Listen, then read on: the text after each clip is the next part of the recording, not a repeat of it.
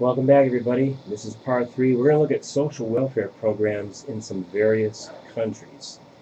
The way that social welfare is viewed, and therefore how it is gone about, varies according to the dominant philosophies in different countries. It's not the same everywhere.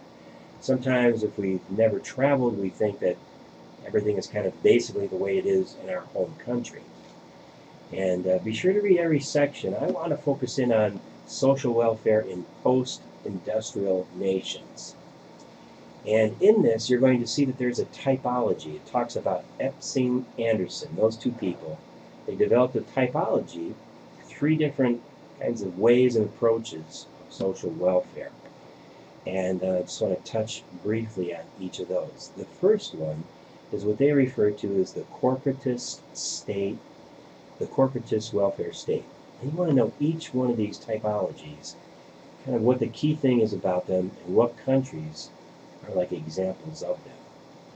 The corporatist welfare state, the focus of it is to maintain the existing differences and the distribution of resources, basically, really to keep things the way that they are. People in this system are not viewed as having a right to services. It's kind of along the continuum, it's on the most conservative side in terms of maintaining the status quo. Some examples of this type of approach are countries like France, Italy, Spain, Austria. So the second one is the liberal welfare state.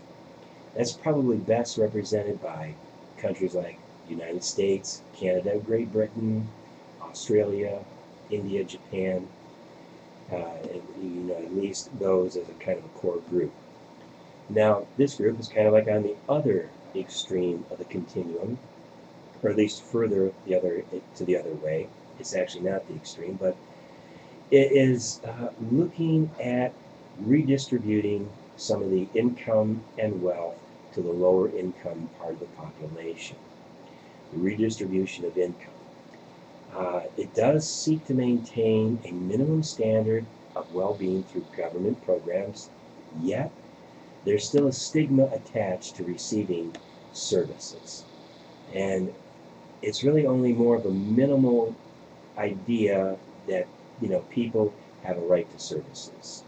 And often, even within a liberal welfare state, there's a big debate about that. The third one is the social democratic welfare state.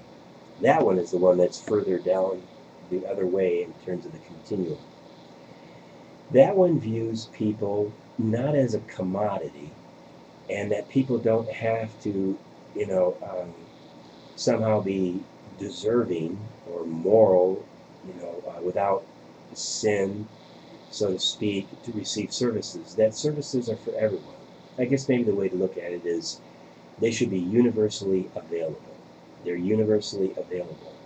And people are not just treated, I think as the book says, as another commodity. So they're looking at achieving the maximum standard of human well-being. Not the minimum, but the maximum. Universal health insurance, guaranteed employment, help with paying for child care and for the care of the elderly, even children's allowances. Those are some of the things that would be typical of the focus of this type of welfare state. Examples? You would have Norway, Sweden, the Netherlands. So the way that social welfare is viewed varies from country to country, even within these.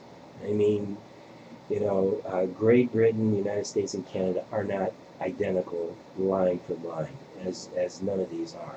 So this is kind of a broad grouping or typology of these welfare systems and the approaches to them. But be sure you recognize each one and that you can know which country is an example of it and what are kind of the key focuses.